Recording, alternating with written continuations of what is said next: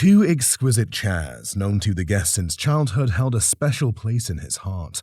These early 19th century pieces exhibit an intriguing blend of styles, resembling bamboo but crafted from beechwood. They came into my life when a lady came to look after my two brothers. This effect was achieved through ebonizing, a technique that transforms wood into a sleek black finish for an air of sophistication, a style popularized by George IV in his lavish Brighton pavilion. This finish echoes the allure of Chinese export furniture. The chairs became a cherished part of the guest's life because of close familial relations with the caretaker. He chose to furnish it, amongst other things, quite a lot of Chinese export furniture and furnishings. Noteworthy craftsmanship showcases original rush seating and intricate decorations that enhance their charm. Remarkably, the chairs show no signs of worm damage, a common issue with beechwood. These beautiful artifacts, cherished mementos of fond memories, are valued at approximately. The other value is around £800 for the pair. Right, okay. Oh, wow, yes. 3 stunning volumes of Yarrell's British Birds, a large paper edition from 1843, captivated all. Each volume features stunning woodcut illustrations, highlighted by a captivating snowy owl that embodies its majestic beauty. Once owned by the guest's grandfather, a devoted ornithologist, these books embody their shared love of birds. So they used to belong to my grandfather, and I can remember them sitting in his office. Originally released in parts, this edition blossomed alongside the middle class's growing passion for birdwatching. Its exquisite citron Morocco leather binding, signed by the 19th century binders Clark and Bedford, sets it apart. Sort of citron Morocco binding. The binder has actually signed it, Clark and Bedford, who were binders. Accompanying the bird books is a captivating illustration by Charles Tunnicliffe, celebrated for his exquisite avian art. Tunnicliffe drawing, Charles Tunnicliffe, who is the great 20th century artist, illustrator. This artwork is linked to the guest's grandfather, a student of Tunnicliffe at Manchester Grammar School. Having been well preserved, the Yarrell's British Birds volumes are valued between, I would say, somewhere between £1,000 and £1,500. It's great. Duane Linton's Flying Logbook, a remarkable World War II artifact, intricately weaves the story of an American pilot from southern Illinois. Turned away by the U.S. Army Air Force, Linton enlisted in the Royal Canadian Air Force instead. Found in a St. Louis collectible shop, this logbook reveals an irresistible tale of bravery. Each entry in the logbook details Linton's flights with a matter-of-fact precision characteristic of the era. On July 23, 1942, he recorded a daring Spitfire mission, marking a victorious encounter with a Junkers 88 as Junkers 88 destroyed. The logbook hauntingly records his fateful Dieppe raid on August 19, 1942, ending with failed to return. Linton's plane was shot down, but he parachuted into the sea, escaped in a life raft, and was captured. He was providing one of the aircraft providing air cover for the forces coming into land. He got shot down by 2 Focke-Wulf F-190s. He held the Goldfish Badge for dinghy survival and a rare Dieppe clasp on his Canadian Overseas Service Medal. He has the Canadian Overseas Service Medal with the overseas bar, but this one has the very rare. Such a remarkable story, logbook, Linton's uniform and medals valued at around. Probably looking at around about £4,000. In an age where everything is mass-produced, there's something magical about the intricate craftsmanship of vintage jewelry. Showcased on the show are 3 different cameos, each made from a variety of materials including shell, agate and onyx. Well, a cameo is a scene that has been carved into either a hard stone, so an agate, a gemstone, so you might even get a cameo. The first piece on the display table is a ring with a green chalcedony stone featuring a white face in the center. It is set in a 22-carat gold band and is an ancient Roman cameo. Cameo pieces are highly collectible, and this golden ring with its quality stone would be worth. Better for 600. Correct. We also have another cameo on display, made from seashell, which is the most traditional material for cameos. This particular seashell features an intricate carving of 2 female figures, well detailed, and the design dates back to the 20th century.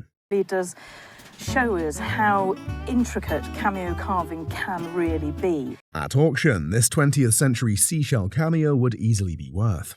So we have basic £100 to £200. Another item on display is a beautiful opal cameo, carved in the form of an ancient Roman figure.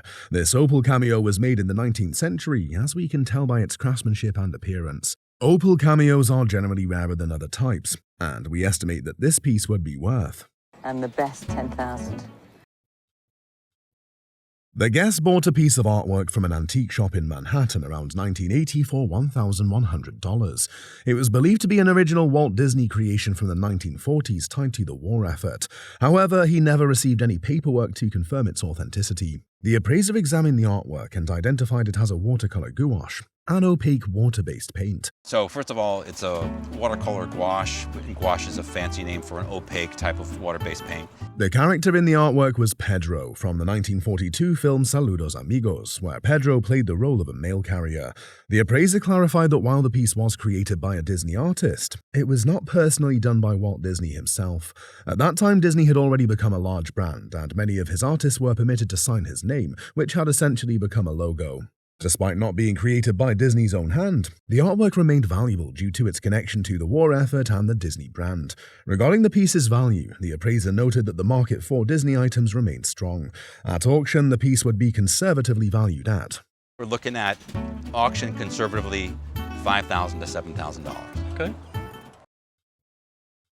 The watch passed down through generations on each 18th birthday. A 1955 Jaeger-LeCoultre Cal 480 CW reflects the brand's renowned craftsmanship since 1833. Founded in 1833, Jaeger-LeCoultre crafted this 14-karat gold model, masterfully blending elegance with functionality.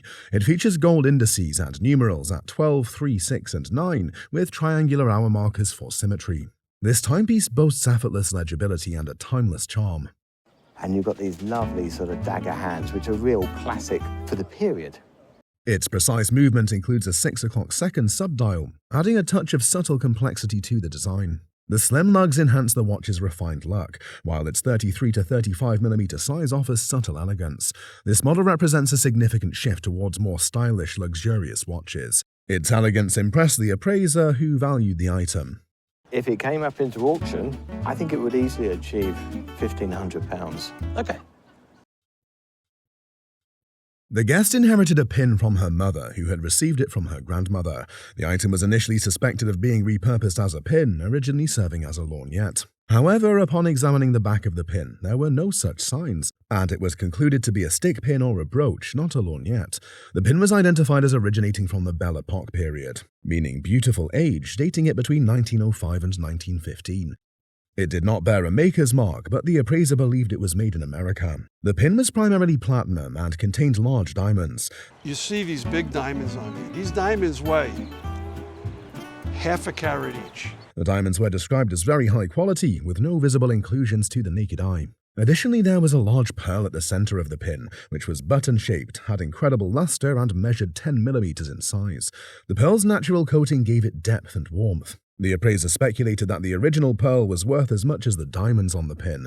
The value assigned to the beautiful piece was. So if I put this into auction, I would put it in for $12,000 to $18,000. Arthur Fleischmann's Perspex Mermaid exemplifies mid-20th century artistry through the use of modern materials. Bratislava-born Fleischmann gained recognition in the UK for his innovative use of Perspex. Fleischmann's mastery of Perspex allowed him to create ethereal, fluid sculptures like Mermaid. Perspex, also known as PMMA, was a newly developed material in the 1930s, having been invented in the late 1920s. In Mermaid, Fleischmann carved a floating figure from Perspex, evoking weightlessness. Well, it's an absolute tour de force of his work. The creation of this piece was highly labor-intensive, as Fleischmann carved directly into blocks of Perspex. Fleischmann's Mermaid and other works explored new industrial materials in art. The elegance of the piece impressed experts, leading to its high valuation. I'm going to say 5,000 to 8,000. Great. Lovely. The guest shared a collection of historical artifacts that originated from his great-grandfather. These are from my great-grandfather, who was a captain for the Confederacy in the Civil War. A Confederate captain during the Civil War. These items included his great-grandfather's sword, as well as a Union captain's sword, which was captured during the Battle of Petersburg in 1864. The guest recounted the intriguing story of his ancestor, who was in a North Carolina regiment and was shot multiple times. The appraiser examined the swords and found that the Union captain's sword was a European-made blade. The Confederate sword belt buckle was identified as a rare example, likely made in New Orleans. The appraiser acknowledged the complex symbolism of the CS initials. The original letters between the two men no longer existed, but a transcription of the letters survived. And more, I tell them that it is my belief that having trusted to the issue of war, that you of the South have accepted the result in good faith. They praised the story for its humanity, emphasizing the value of such narratives during difficult periods in American history. Given the provenance, the collection of artifacts along with the documented history was valued at. A retail value for this group as presented here today would be between $20,000 and $25,000. Before us lie 3 dazzling treasures, crafted with precision and elegance, awaiting our valuation attempt.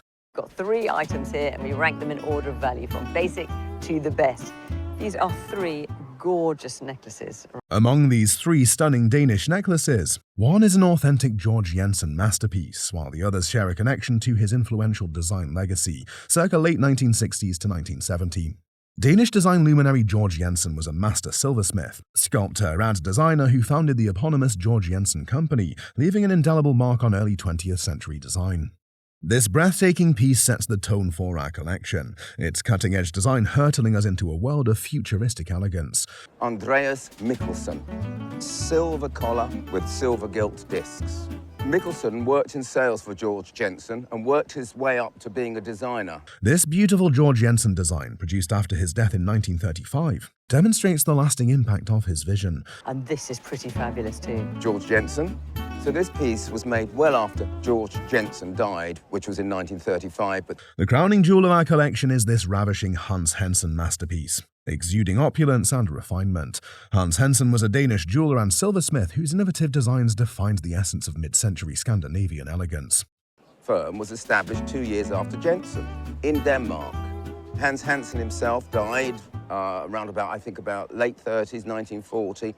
The expert reveals the price tags, but leaves the host and audience to match the values with the corresponding necklaces. Which was when that was made this necklace. That is silver gilt. Now it's the audience's turn. They share their thoughts and rankings on the necklaces, sparking lively discussion. Interestingly, the designers for these pieces went abroad and got their inspiration. The designer for that one went to Africa. With infectious enthusiasm, the host inserted her astute observations into the conversation. Hans Hensen himself died around about late 30s, 1940. In a not-so-surprising turn of events, the host and majority of the audience's valuations were off the mark. It's got the Mikkelsen mark on it. The appraisal expert then clarified the worth of each item, ranking them in order of value, which surprisingly was. The lowest value is 2,200. The middle value is 3,500. And the top value is 4,200. A damaged statue missing an arm, fingers, and toes is carefully being restored. Nick, an expert sculptor, begins by inserting a wire armature where the arm used to be, ensuring a solid base for the new limb. Drilling into the statue is risky, as too much pressure could cause it to crack. Where the limbs should be. I'll drill one here first. This is always a little bit worrying because it can snap. Should be fine. Nick uses a square armature wire to secure the structure and prevent movement. I'm using a square one because I think once I've put this in here, it'll stop moving. It should have a nice fit. With a specialist measuring tool, he calculates the exact proportions for the arm and fingers, referencing photos and his own hand to make precise measurements.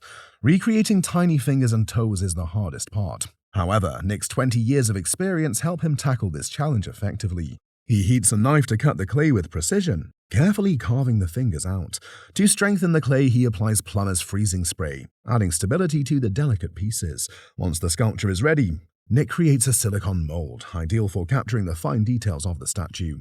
Matching the marble's serpentine color is tricky. Arm into the same position, so I kind of know how the bicep will work and the frontal arm. But Nick uses a combination of clear casting resin, dyes, and paints, applying thin layers to achieve the right effect. After weeks of work, the restoration is complete. The statue now has a new arm, hand, foot, and toes, with each part perfectly molded to blend with the original. Drew is amazed by Nick's attention to detail. He's impressed by how seamlessly the new limbs blend with the statue, making it look untouched. Today on the show, we have a portrait that our guest inherited from her father. My father was working in Watford. He was trawling through junk shops and he saw it. The painting features a German royalty, Princess Daisy of Pless. Pless was a renowned beauty of Edwardian society who played a role in trying to prevent World War I by encouraging peaceful discussions among world leaders. This stunning portrait of Princess Daisy, dated 1902, was painted by Ellis Roberts. Roberts, an English portrait artist, was well known in the early 1900s for his depictions of the beautiful women and girls of London society. In this painting, Roberts captures Princess Daisy with a poised and dignified presence, emphasizing her aristocratic stature. His use of pastels and soft tones adds a sense of refinement and tranquility to the portrait, giving it an almost ethereal quality. Ellis Roberts was a society portrait painter in London, and it's quite clear that he had locked himself into this very closed network. Additionally, the composition strikes a balance between formality and warmth, making her appear both approachable and dignified. Despite being over a century old, the piece has been remarkably well preserved, which only enhances its value. It's not far-fetched to imagine that this vintage painting of Princess Daisy by Roberts would fetch. But it's a lot more than he paid, £2,000 or £3,000, I think. Really? Yes. Gosh. An urn is not just a vessel. In Nick's hands, it's a restored masterpiece blending art and history. With the urn safely delivered to the sculpture studio, Nick's first priority is to marry the body with the base. Since the base is not the original, the body is currently balanced precariously on top. He begins by carefully removing the urn and determining the center of the pedestal. Because the urn is handmade and imperfect, Nick trusts both his eye and the math to ensure accuracy. This is critical as he is about to carve a peg for the urn to sit on, a step that leaves no room for error. Using a thin grinder cutting disc, Nick carefully carves straight lines to avoid breaking the blade or damaging the plinth. After some tense moments, the urn fits securely on its new base. Later, Nick receives reference photos from Rebecca Pritchard to guide the resculpting of the finer details, following Drew's instructions to restore the piece with a light touch. Although the process involves drilling into fragile terracotta, Nick cautiously proceeds, employing a molding and casting technique similar to that of the original craftsman. After hours of waiting for the mold to set, Nick is relieved to see it come out well. Over the next 2 weeks, Nick meticulously restores the urn's finest details, preserving its sculptural relief while skillfully blending new additions with century-old elements. When Drew sees the finished piece, he is impressed by Nick's ability to preserve the original damage while making subtle yet crucial repairs. The restoration has enhanced the urn's value significantly without detracting from its history. This resplendent assortment of vintage drink glasses, polished by the patina of time, shines brightly on display. With a keen interest in Georgian history, the guest was naturally drawn to these vintage treasures. We made lead crystal glass in this country, and the Dutch didn't, well, for their drinking glasses like this. So that plop plop sound. Among his 25 to 30 prized possessions, one stands out as a cherished favourite, revealing his deep passion for collecting. They didn't drink them in pints because the beer was much stronger, and all the rest are wine glasses. The bottle is Dutch. However, amidst this vintage assembly, a lone imposter resides, a modern reproduction masquerading alongside authentic antiques. This bottle's a bit... The best thing about this bottle is it's still sealed. Yeah. Unfortunately, it doesn't have the contents. During the Georgian era, drinking glasses transcended mere functionality, becoming symbols of status, sophistication, and refinement. Delicate, intricately crafted, and often adorned with engravings or etchings, these glasses reflected the era's values of elegance and excess.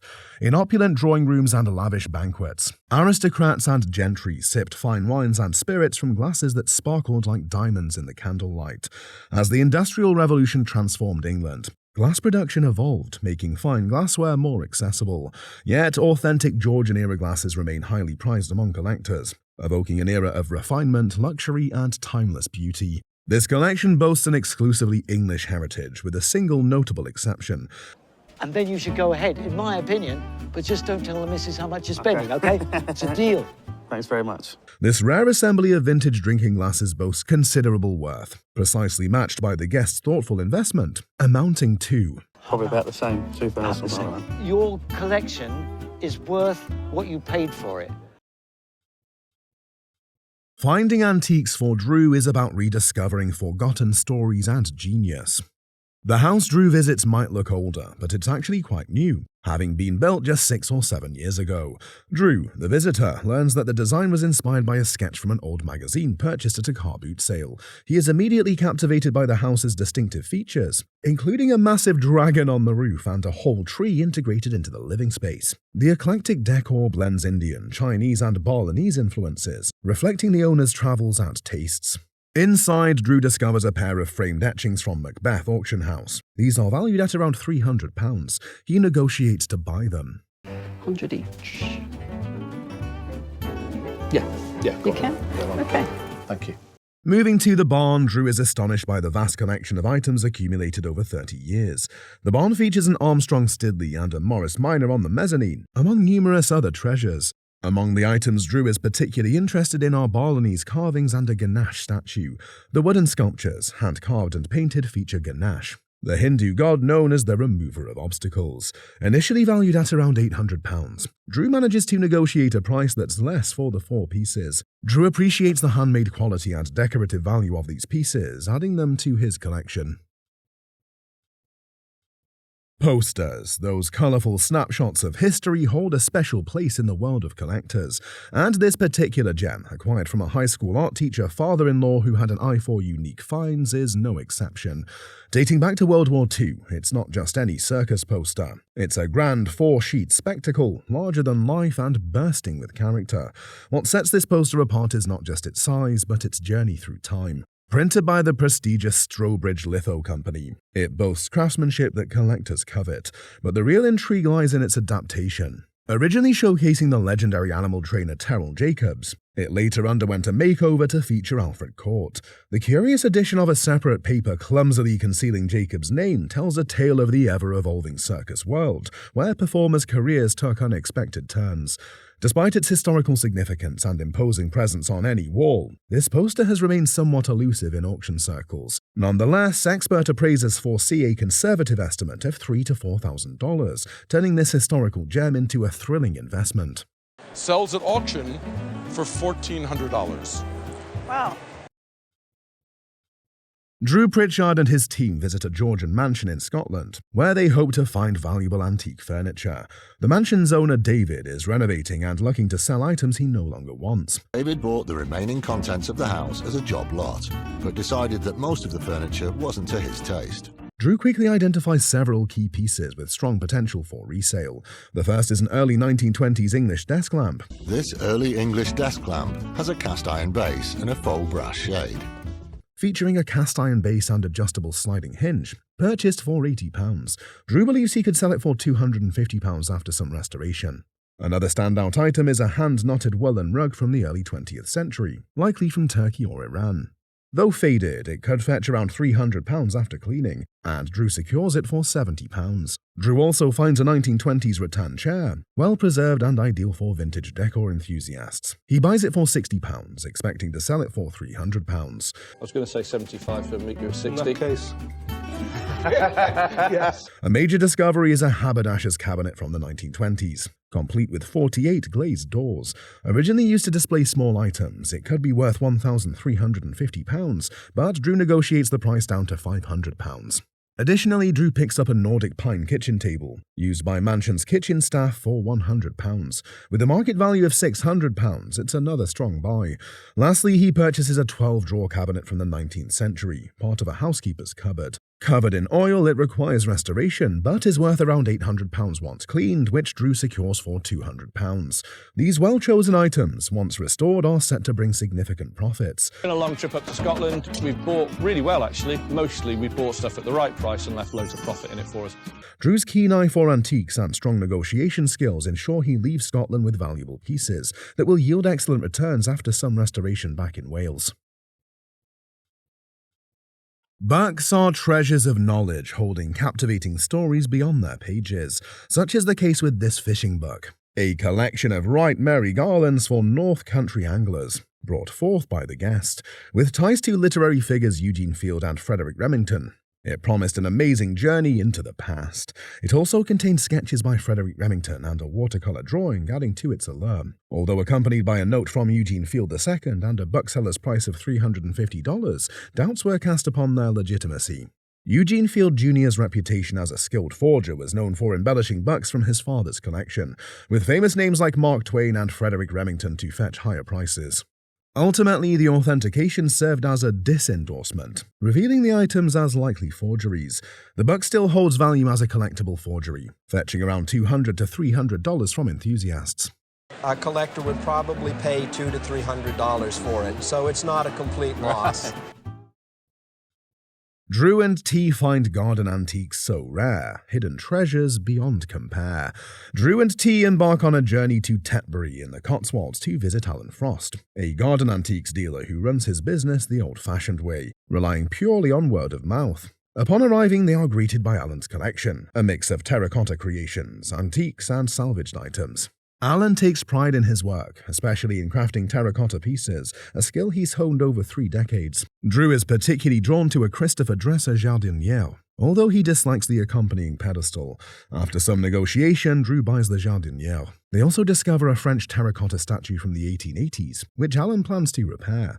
The highlight of the visit comes when Alan reveals a large plaster cast of a horse's head, a replica of Donatello's sculpture from the 15th century. Drew is captivated by the scale and detail of the piece, which Alan had acquired from an auction. After some haggling, Drew secures the horse's head. Reflecting on the day, Drew is thrilled with his purchases, including items from 2 of the biggest names in 19th and early 20th century design. The guest came to the show with a golden bracelet that was given to her after her grandmother died. The mystery behind the bracelet unfolded when she was given a letter that linked the bracelet to the last queen of Hawaii, Liliuokalani, who gave it to her grandmother's aunt in 1891. The golden bracelet has a classic motif with beautiful tassel work and elite patina. Assessing the value that was backed by the letter she held, the golden bracelet is worth around $10,000 to $20,000 in today's market. You'd be looking at anywhere between $10,000 and $12,000 for the pair. Drew and T explore Leeds, finding not just rare treasures but valuable dealer connections. Drew and T, eager for new discoveries, headed to Leeds, the UK's 3rd largest city, to meet a pair of veteran antique dealers they had never met before. In Leeds, they visited Ralph and Richard, who have run an antique shop in the city for over 40 years. Their first stop was Retro Boutique, a shop filled with quirky decorative objects and mid-20th century designer furniture. Richard and Ralph specialized in furniture from that era and had a wide selection of items with fascinating backstories. Drew's initial interest was in a chapel chair, a beautifully made bent ply piece, but unfortunately only one was available. Though disappointed, he purchased the chair. Next, Drew examined an industrial stool by Evertort, an iconic British brand. The stool, made in the 1940s, showed significant wear with a damaged red vinyl seat. Despite its condition, Drew saw potential in the piece and negotiated it down. Well, they're 100 each. I'll stop you there.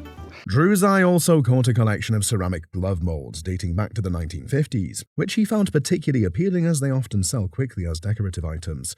After some bargaining, Drew managed to secure the glove molds for £550. While the profit margins were slim, he was optimistic about their resale value. Pleased with the deals, Drew noted the importance of meeting new dealers to expand his network and keep an eye out for future opportunities. The guest came to the show with a Walter Johnson signed baseball that was given to her by her father. Her father acquired this baseball in one of the Washington Senators games back in 1920. Walter Johnson was a renowned baseball star who was revered as the most dominating right-handed pitcher throughout his 21-year career with the Washington Senators. The rarity of the baseball is attributed to the fact that it is not easy to find a Walter Johnson signed baseball that is still in very good condition. Hence, the market value of the baseball stands around $10,000. We would put a value on this for insurance purposes of $10,000. Whoa, are you serious? This precious pair of whale teeth have journeyed through generations. The owner's great-grandfather got these teeth as a souvenir, being a ship's captain. We can see a spectacular lady and gentleman on the front. The backside shows whalers heading out with harpoons with birds flying above. The other one depicts whalers actually encountering a whale, highlighting the danger of this job. The estimated value is between $100,000 and $150,000. I would probably estimate them in the $30,000 to $50,000 range. Discover hidden gems and rare treasures with Drew as he uncovers Spain's antique secrets and Hungary's unique finds, all while navigating historic warehouses and charming dealers. Drew, a treasure hunter, often visits Spain for rare finds not available in the UK. He's exploring Figueres, a picturesque Catalonian town. In northern Spain, Drew visits Gepo Palau's antique farm. Gepo specializes in Spanish and Portuguese antiques, including rustic furniture and carved statues. Drew finds a Catalonian walnut table with old paint priced at £450. The table, made in the 1860s, features smooth lines and curved edges, worth around £650. 450. 450. 450. That's a great price. Drew also discovers a small, simple Portuguese stool, marked RP for Republican Portuguese. Gepo generously gives Drew the stool as a present due to their good rapport. Another find is a small wrought iron and marble bistro table, priced at €200. This table, with a sienna marble top, could be worth about £350. Drew picks up a terracotta bust and a pair of painted pine furniture pieces, including a blanket box. The painted pine furniture, featuring ethnic German designs, could be valued at around £800. In Hungary, Drew visits Odofon, a massive antiques warehouse run by Jolt Parody.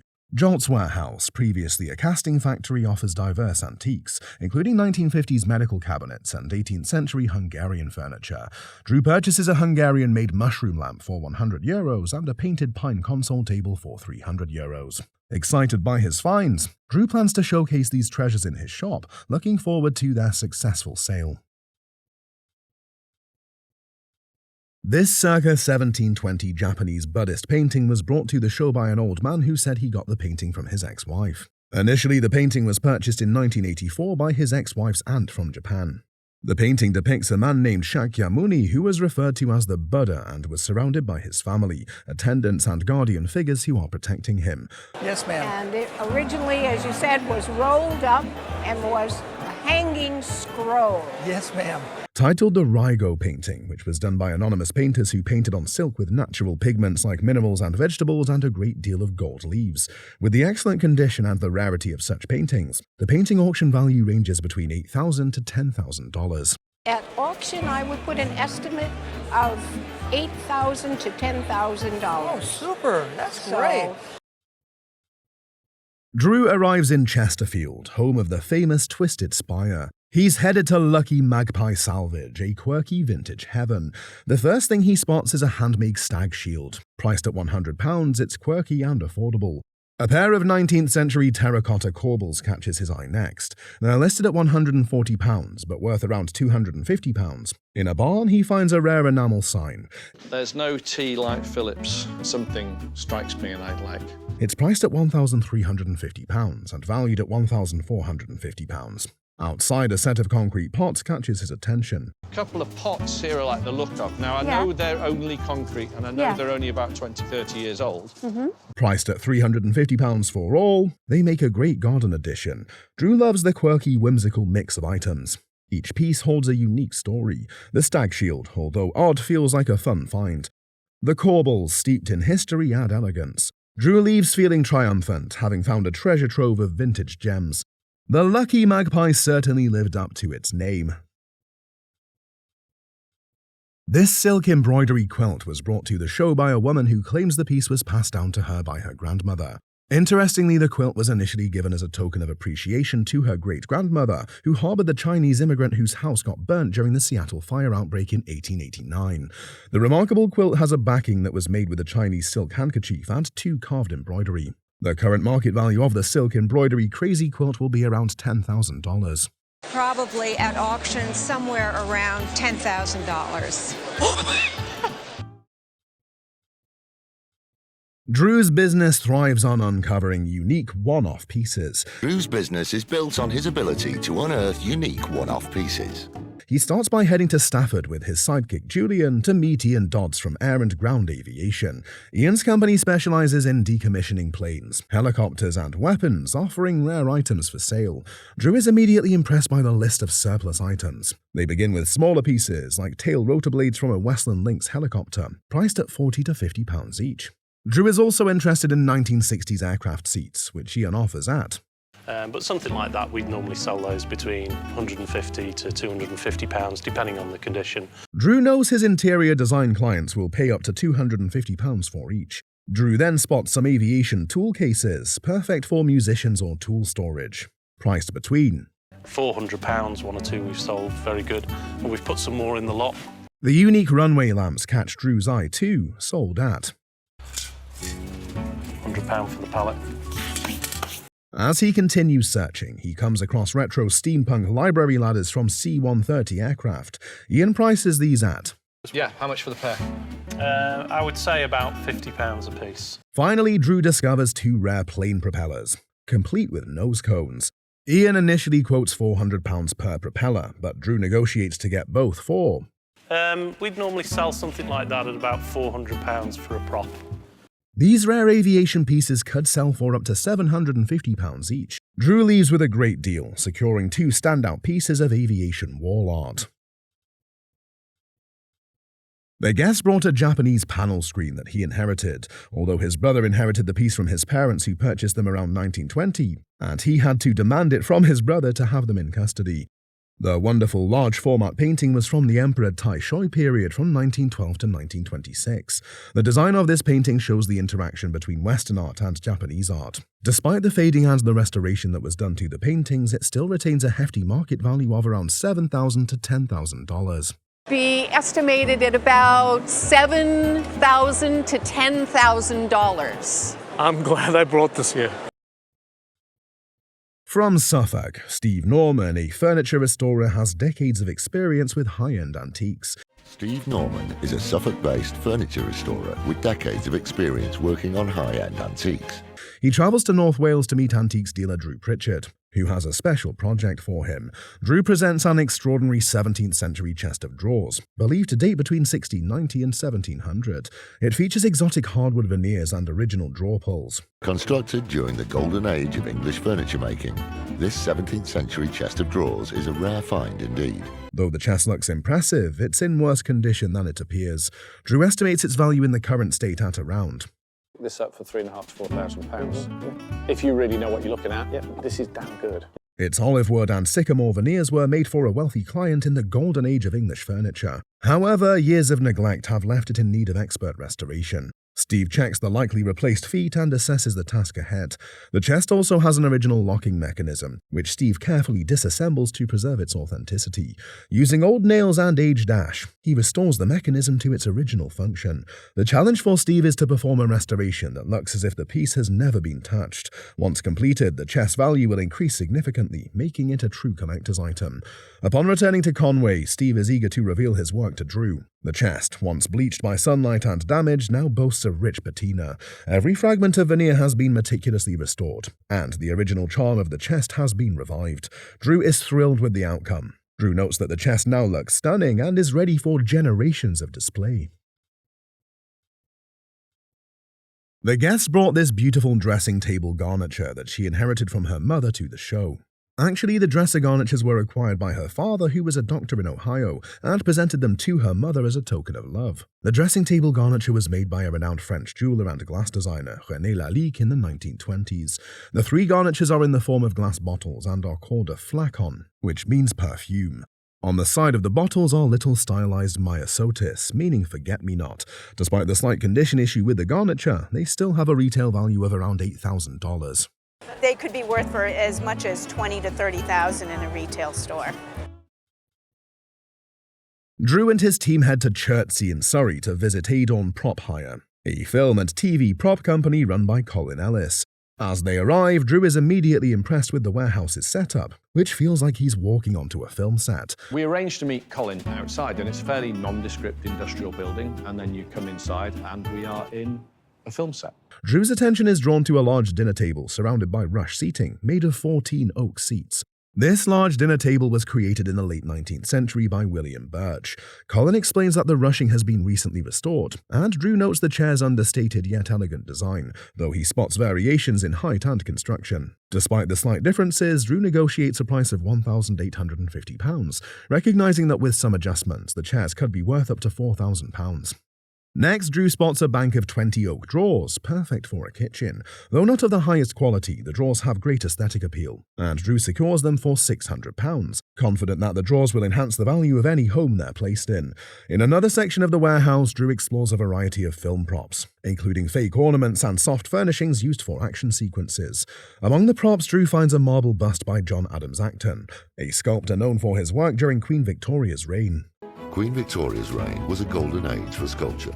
Despite some varnish applied for film purposes, the bust is in good condition, and Drew purchases it for £350, knowing it could sell for around £1,200 after a bit of cleaning. The day is filled with fascinating finds, from unique film props to valuable period furniture, all with potential for profit. Drew is especially pleased with the marble bust and the oak chairs, both of which he believes will appeal to his customers. The bank of drawers, while requiring some restoration, is another key find, and Drew knows it will make any kitchen more desirable. Each item, whether a vintage piece or a film prop, carries its own story, adding character to the collection. By the end of the visit, Drew leaves with a range of interesting and profitable pieces, including the William Birch chairs, the bust and the drawers, confident in their appeal and potential value. Collins' fair pricing and the diverse selection of items make the trip highly successful, and Drew looks forward to selling the unique pieces in his shop. The owner and her husband bought this lithograph for $400 at the auction. It's a Spokane bird's eye view lithograph made in 1905. Visitors to the owner's office get amazed by its details. It is created through lithography, utilizing multiple plates for various colors. It showcases Spokane's majestic falls, exuding drama, including an inset of Fort Wright. It was created after the American Civil War. Map makers mapped communities, then depicted streets and landmarks from an angled perspective. Its estimated value can range from $5,500 to $6,000. They would have this at about $5,500 to $6,000. Drew's thrilling hunt through Puce de Montserrat's antique fair uncovers hidden treasures, proving that French markets hold unique finds and unbeatable deals. Drew visits Puce de Montserrat, guided by a friend's recommendation. The village is renowned for its chateau and bi-monthly antique fair. Drew is thrilled by the prospect of finding unique items. He notes that the market is filled with French antiques and no British dealers. Excitement builds as Drew spots a de Gaulle lamp and a vintage dentist stool. Language barriers make pricing negotiations challenging. Drew uses a system to handle French numbers more efficiently. He finds a splash vase, usually priced at €120 for a great deal. A 1970s coffee table catches his eye, missing only its glass top. He negotiates the price of the table down to €40. Drew encounters a pair of paintings and begins negotiations. Starting at €280, he haggles the price down to €120 for one.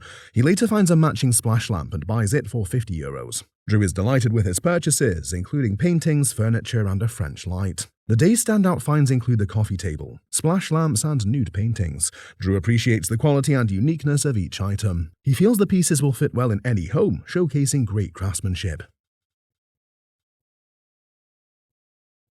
This man struck a gold mine with the 1909 Chinese seal he brought to the show, which he had gotten from a man who worked at the Hong Kong consulate office in the late 70s to early 80s, situated in Wichita, Kansas. The Chinese seals consist of 1 jade seal and 3 soapstone seals, and he purchased them for $700 at the time. As a mark of imperial authority, the seal holds great esteem in China, which is indicated in the seal having the residue of cinnabar resin paste underneath.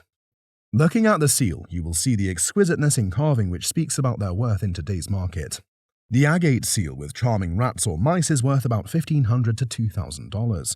The jade and the squirrel-shaped one would be around $1,000 to $1,500, while the cicada seal would cost between $400 to $600. A nice seal, a nice collection overall. I appreciate it. Drew travels to Arundel to visit Roland Leach, who runs French Loft, a shop specializing in French country furniture and unique antiques. Roland's store is housed in a beautifully converted old brewery, filled with French and English pieces. As Drew explores, he spots a French mirror from the 1950s, framed with decorative steel roses. Though not his usual style, the mirror's distressed plate and faded green frame capture Drew's attention. Initially priced at £650, Drew negotiates it down to £350. Could you do $350? Yeah. Believing it to be worth around £300. Drew continues exploring and comes across a mahogany center table, featuring an adjustable steel light from the 1950s. After rewiring, the table is expected to have a value of around £600. However, its current price tag is set at £850, making it a potential investment for restoration. Drew negotiates and eventually buys it for £400, seeing potential for resale. Another striking item is an Eastern European bench, originally used in waiting rooms. The industrial design and impressive size of the bench catch Drew's eye. He negotiates the price and purchases it for £550. Although its large size could present challenges, Drew appreciates its distinct character and potential. The highest value purchase of the day is the bench, valued at £900. Drew is pleased with the items he's acquired, knowing they can be restored and resold. Roland, happy to clear out some older stock, is equally satisfied with the deals made. Have you ever stumbled upon a treasure hidden in plain sight? Today, Drew is about to uncover such a gem. He's traveling to the charming village of Hambridge, Somerset. Drew is on a mission, following an intriguing lead. He's been invited to meet a woman named Margaret. Margaret is ready to part with her late husband John's unique collection. John was not only a passionate wicker craftsman, but also an avid antique collector. Sadly, John passed away 2 years ago, leaving behind a remarkable legacy. Now Margaret wants to find a good home for these cherished items. As Drew arrives, the atmosphere is rich with history and nostalgia. Margaret welcomes him warmly, guiding him into a stunning old chapel. Inside, Drew is taken aback by the sheer abundance of wicker treasures. Drew's eyes widen as he examines a striking wicker chair. "This is a porter's chair," he remarks, admiration filling his tone. "It's exquisite." He marvels at the intricate details, noting its age and authenticity. "What's the story behind this one?" he asks, eager to learn more. Shooting stick. I like these things. Margaret smiles, reminiscing about how John loved to find unique pieces. He collected from all over the UK, she shares proudly. As Drew continues to explore, he uncovers a rare Orkney chair. Nice again. We've had exactly this model. "These are hard to come by," he notes, impressed. He understands the significance of each item in front of him. This one could be worth a lot, he thinks, calculating its potential value. After hours of careful consideration, he makes his offer. "I'd like to buy these pieces for £1,800, he proposes, a hopeful glint in his eyes.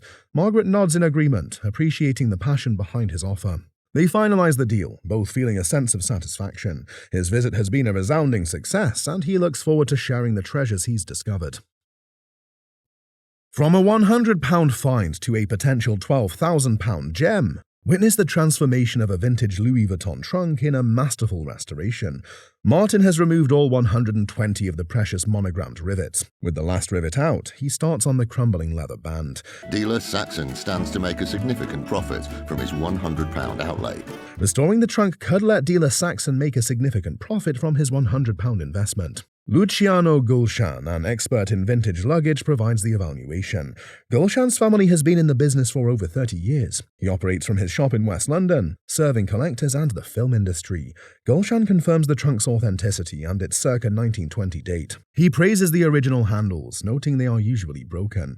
Gulshan advises against making new drawers to preserve originality. He estimates the trunk's value at £3,000 to £5,000 in its current state. With polishing and hangers, the value could rise to £8,000 to £12,000. Saxon is thrilled by this high valuation.